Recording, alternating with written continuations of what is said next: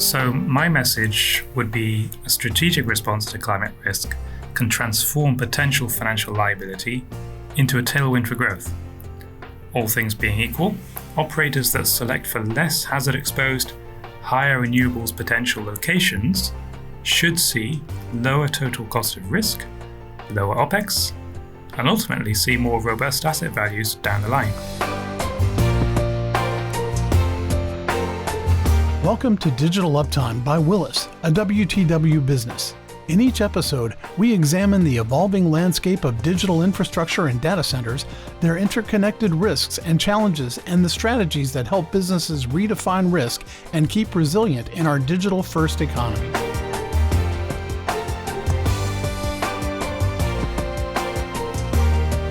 Hello, and welcome to our new podcast series, Digital Uptime. I'm Ester Calavia, and I lead the NatCat and risk financing team within the climate practice, and your podcast host today. I am delighted to be joined by Dulce Perez, who is the Senior Director and a Chartered Civil Engineer in our climate practice, and Richard Baton, also a Senior Director with an academic background in geography, in the climate analytics team. In this episode, we will explore the climate risks that the digital infrastructure sector is facing and how clients can navigate these risks, but also the associated opportunities.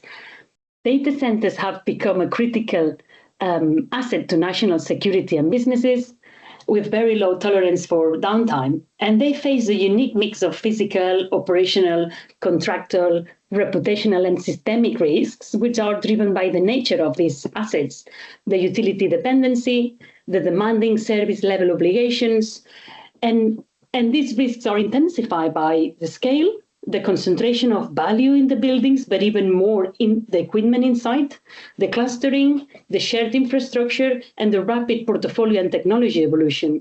And on top of this, you have all these risk segregations sitting or being built in a NatCat and climate exposed areas.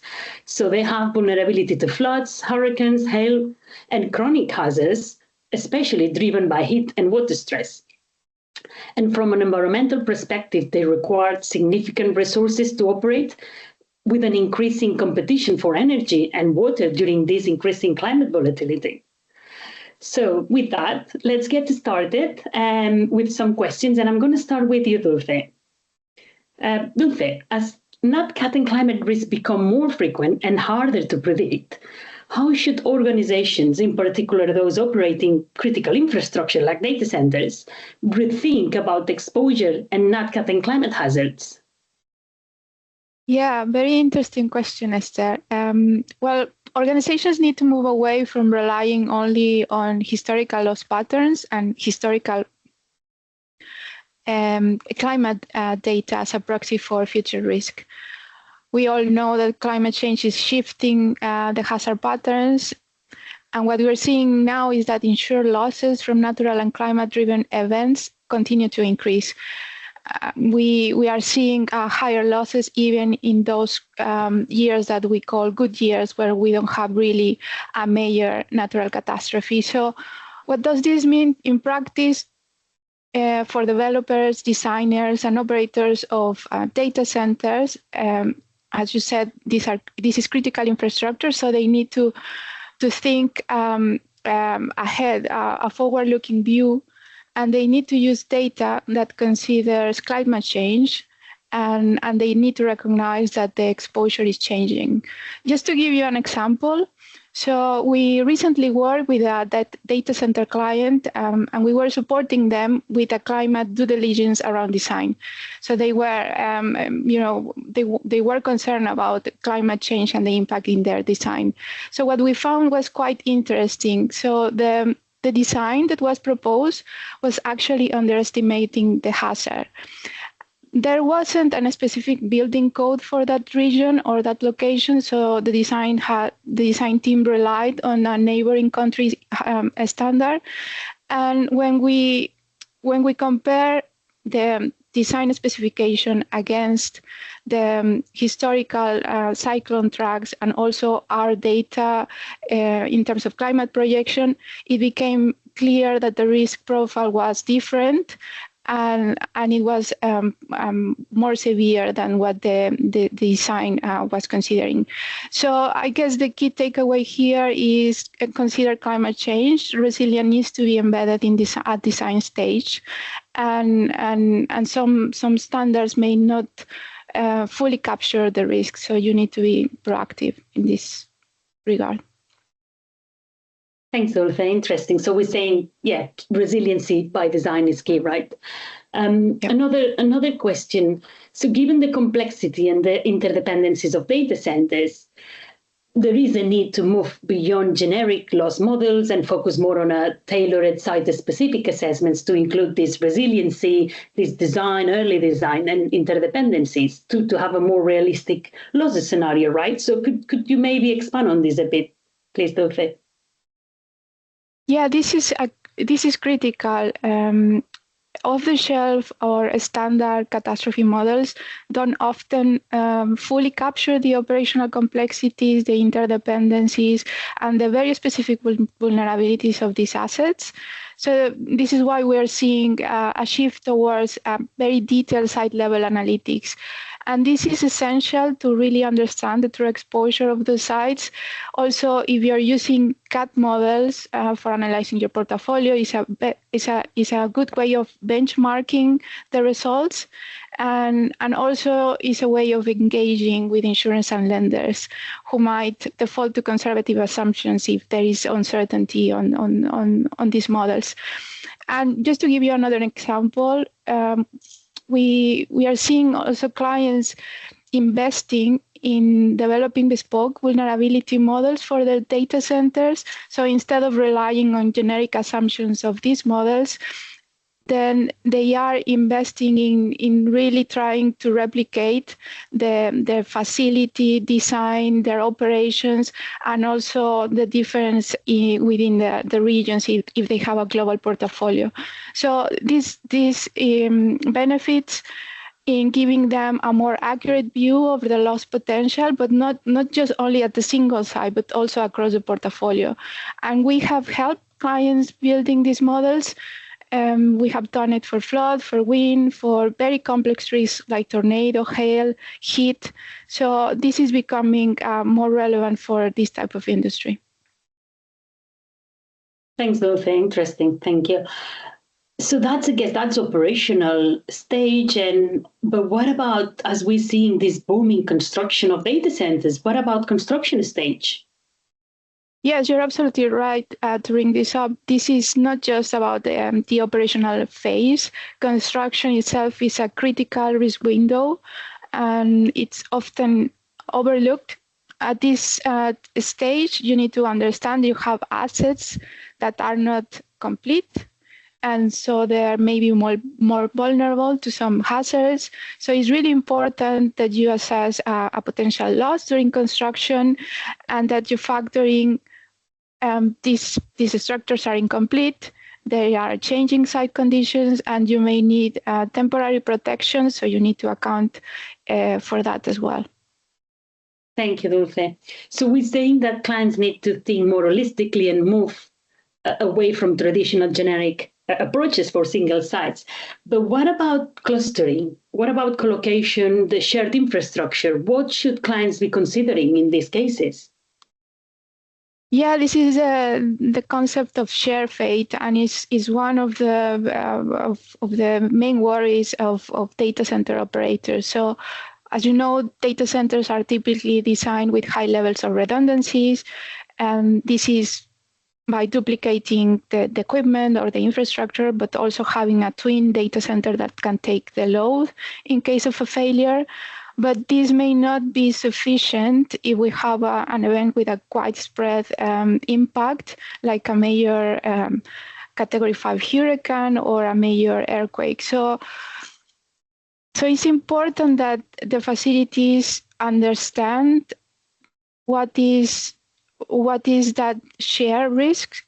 And if you have two locations within, for example, the same flood catchment area, they may be exposed to the same flood event. They also may, if they are in the same city, they may be exposed to the same storm. So it's important to see if those redundancies can be compromised. And also it's important to understand if the utilities or the infrastructure that serves those locations can be also compromised, because that amplifies the risks. So the question becomes more about, is your redundancy truly independent, or is it going to be affected by the same event? So what is your risk of share fate? And we have also another example for this. So we recently supported a data center values chain provider. So we carried out a bespoke utility resilience assessment. And with this assessment, the client was able to negotiate increased limit with their insurer. So this example really shows the value of moving beyond the traditional framework of work and also looking outside your perimeter and making sure that also the resources you need to operate cannot be impacted by an event. Thanks, Dulce. Really interesting to see the impact of a positive insurance outcomes on the example. Thank you. So now we've discussed how considering NatCat perils in site selection and design can help operators contain risk, and how factoring climate volatility can reduce the total cost of risk. But we know operators also face costs driven by chronic climate risks. Now, Richard, would you like to start and talk a little bit about what we mean by chronic climate hazards? Right, thank you, Esther. Sure. Well, so what do we mean by chronic climate hazards? Well, really, in a nutshell, we're thinking about the long-term, gradual, slow onset changes in climate, like increases in sea level rise, increases in temperature. And when it comes to data centers, I think really the key chronic hazards that we're interested in and that we're seeing clients come to us, needing to understand better, are the hazards, related to water stress and drought, but also, those higher temperatures that I mentioned. And when we're talking about chronic hazards, we're also talking about different kind of risks, right? Sure. So when we're thinking about chronic hazards, we're talking about chronic risks as well. And what are those? So we're thinking here about increases in water tariffs. We're thinking about a loss of cooling equipment efficiency driven by increasing temperatures. So these are types of risk that are more consistent, but whose cumulative effects over time could in fact exceed the impacts of those more event-based acute risks. And within chronic risks, we can think about also, the direct and indirect risks that can arise. So when we think about direct risks, we might think about the health and safety impacts that companies can see as a result of employees' exposure to higher temperatures. We can think about operational impacts as well that could be driven by, periods of heightened water stress that, possibly interrupts water supply and so on. And we can also think about reputational effects that arise as a result of those impacts. But there can also be indirect impacts that arise as a result of the materialization of chronic risks. And there we might think about how increasing cooling demand on electrical grids leads to more frequent grid instability, and in turn leading to blackouts that leads to business interruption at the site as well. But of course, where all of this leads is a financial risk ultimately for operators. So the cumulative effects of these risks really serves to weaken the resilience of operators, financial and otherwise. And ultimately, basically, the accumulation of that financial risk quietly saps capital away from more productive uses, and therefore erodes competitiveness and margins. Great, thanks. Very interesting, Richard. So can you paint us a picture of how chronic risks are impacting data centers today? What are operators' main exposures, and how could this change under changing climate? Yeah, great question. So at a high level, what we're talking about is increasing operating expenses, for instance, driven by increasing cooling energy demand, but also potential operational disruption. So, for example, where the safe operating range of a data center becomes exceeded as a result of higher temperatures. And linked to chronic risks as well, we might think of increasing political risks, tightening regulation, increasing political community pressure, leading to extended permitting timelines and so on. So really the political risks, notwithstanding the direct impacts of chronic risks, increasingly becoming the binding constraints on data center approvals and viability. And just to put some numbers around this, we've seen the World Economic Forum recently release a study that estimated that the annual climate-driven costs associated with the impacts of climate change could reach up to about 9.5% of total data center asset value by mid-century under a high emissions scenario.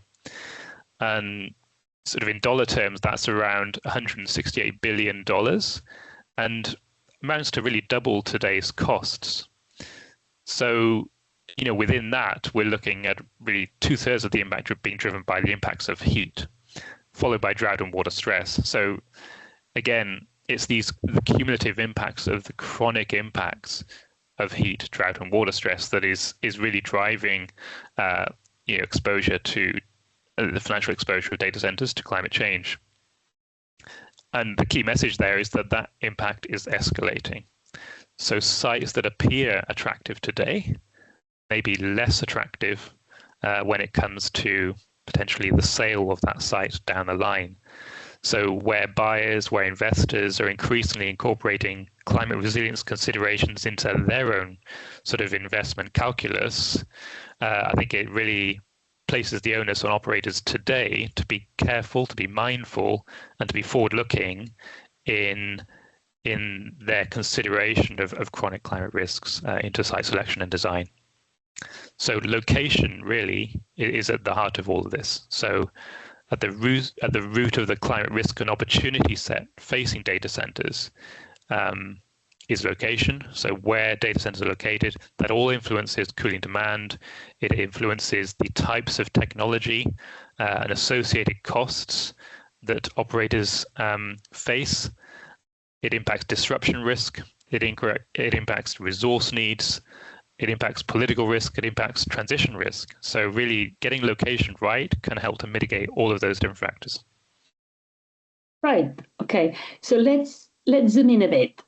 As you mentioned, increasing temperatures can be a key source of chronic risks. But what kind of specific kind of risk we're talking about? Right. So really high temperatures can increase the risk that critical thresholds become breached. And when those thresholds are breached, you can really see at a high level two types of impact, operational and OPEX. At the operational level, so you may see increasing exceedance of thresholds that really mean the data center needs to throttle or shut down. So it's really a business interruption impact. So the cooling system perhaps has not been designed to cope with the magnitude of temperature that is experienced. Therefore, for safety and asset protection reasons, the system needs to be throttled. On the other hand, OPEX. So as temperatures increase, quite simply, the cooling demand of the data center increases. So in order to maintain the temperatures within the data center within a safe range, cooling system needs to work harder, increases energy consumption, increases water consumption in some cases, directly and indirectly, and all of that placing an increased cost burden on the operator. And of course, higher cooling demand can also increase carbon emissions. So again, intensifying a source of what is becoming an increasing area of scrutiny, if you like, in globally.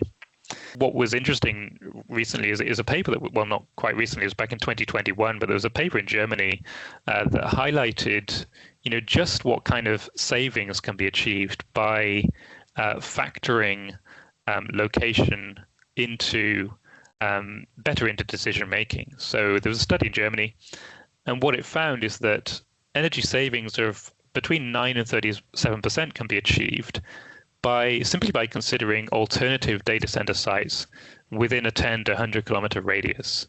So given the financial materiality of heat on data center risk from a climate perspective, simply by considering a different location, you can really achieve meaningful savings in the operating costs associated with cooling.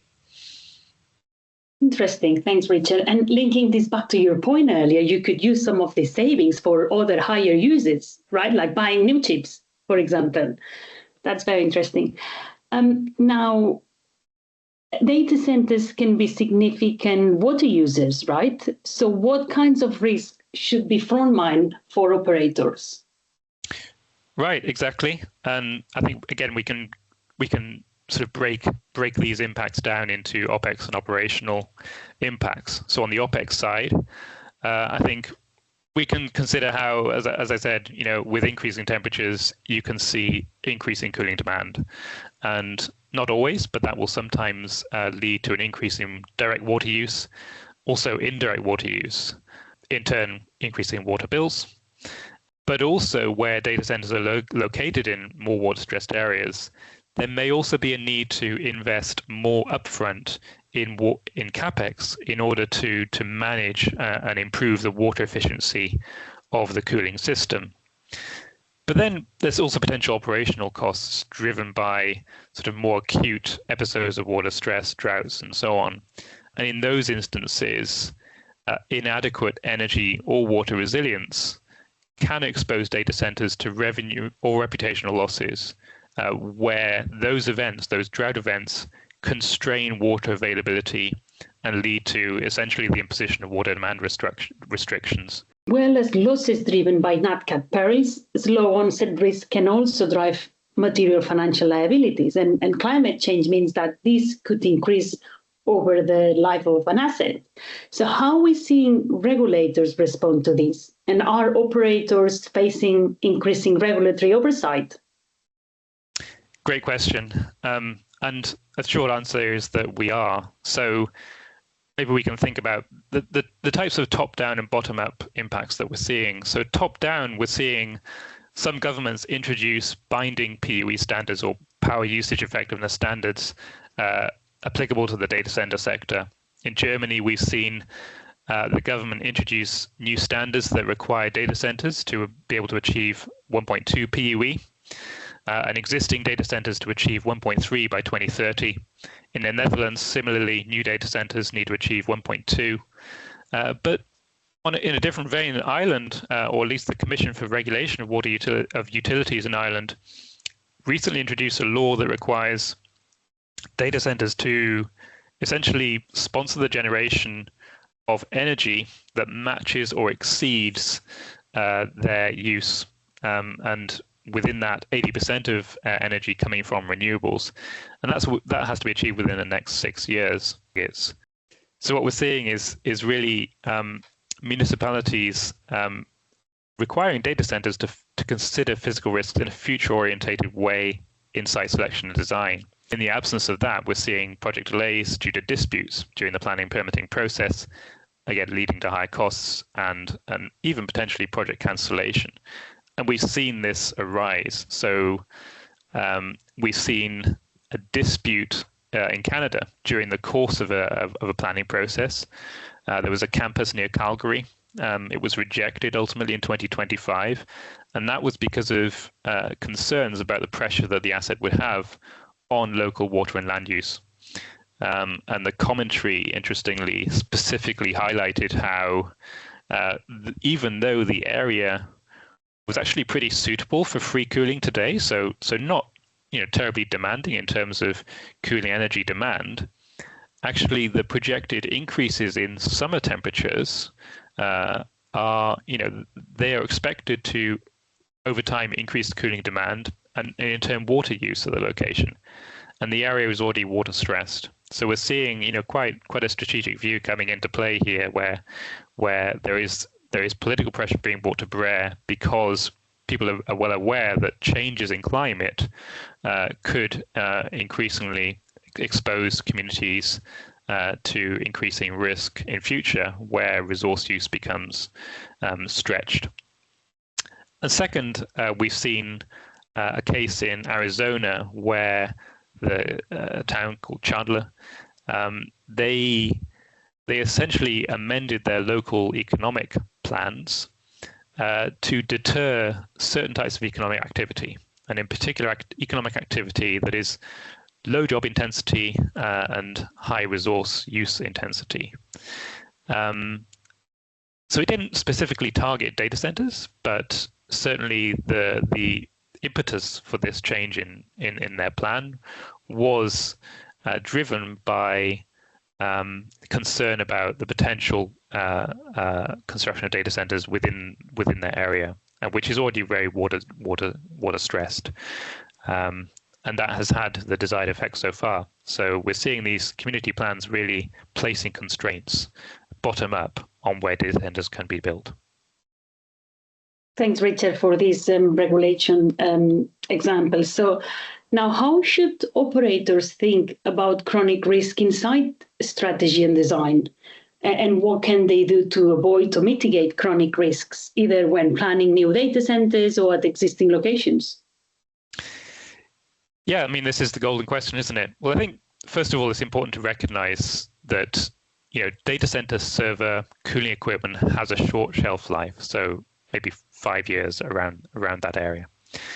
So improvements in chip design, in data center design, thermal management, they're continuing all the time. And so as these new chips, these new cooling systems are introduced over the renewal cycle, there is sort of an inbuilt autonomous adaptation that will take place.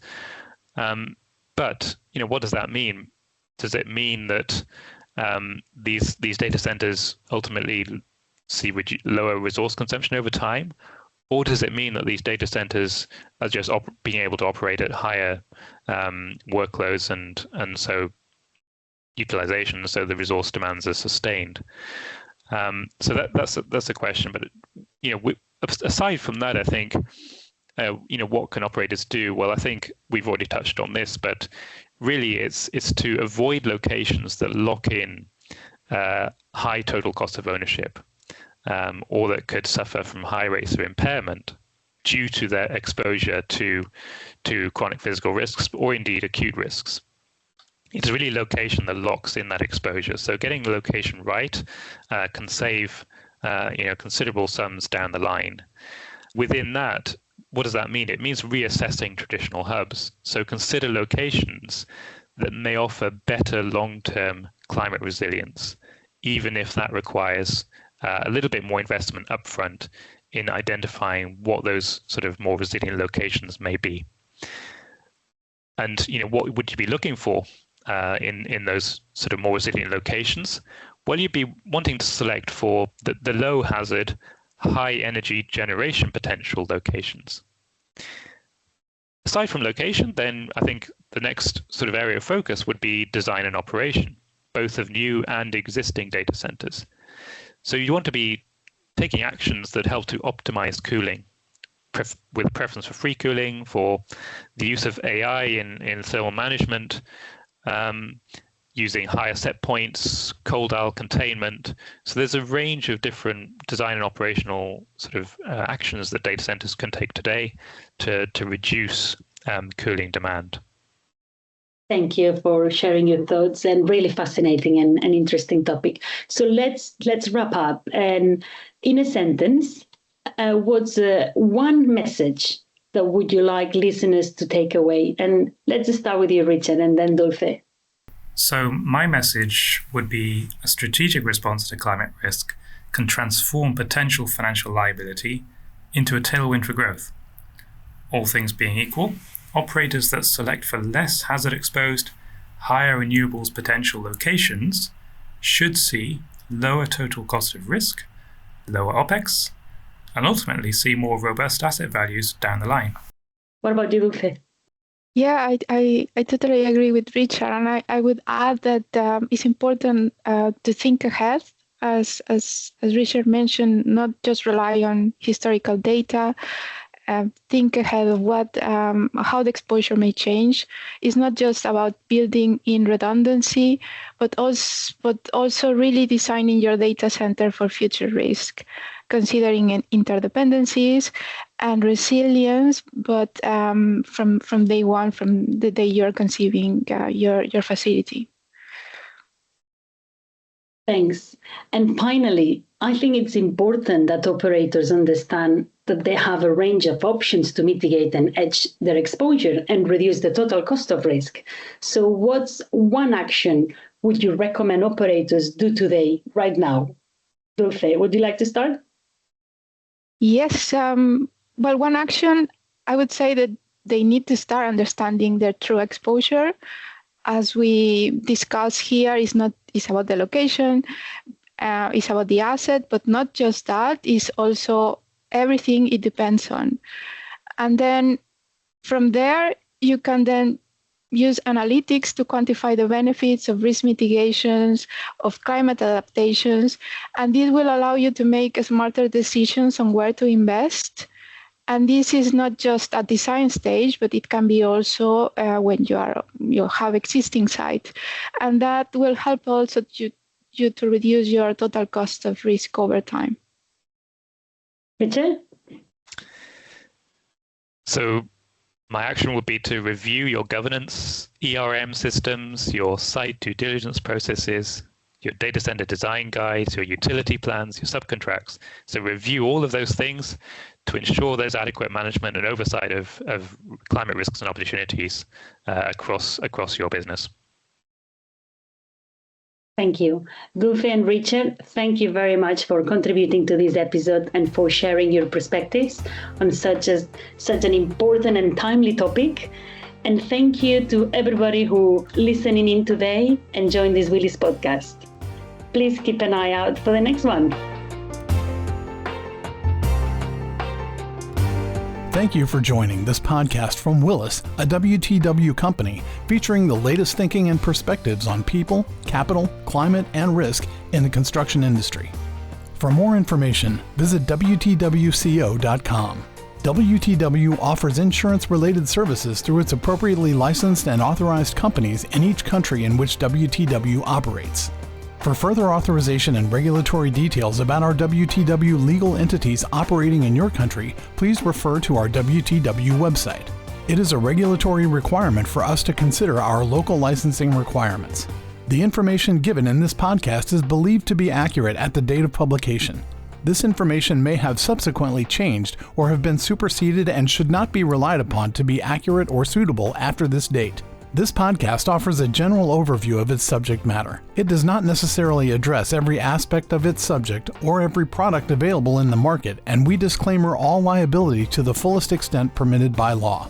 It is not intended to be and should not be used to replace specific advice relating to individual situations, and we do not offer, and this should not be seen as, legal, accounting, or tax advice. If you intend to take any action or make any decision on the basis of the content of this podcast, you should first seek specific advice from an appropriate professional.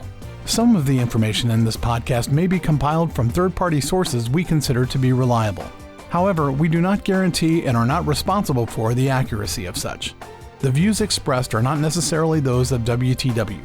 Copyright WTW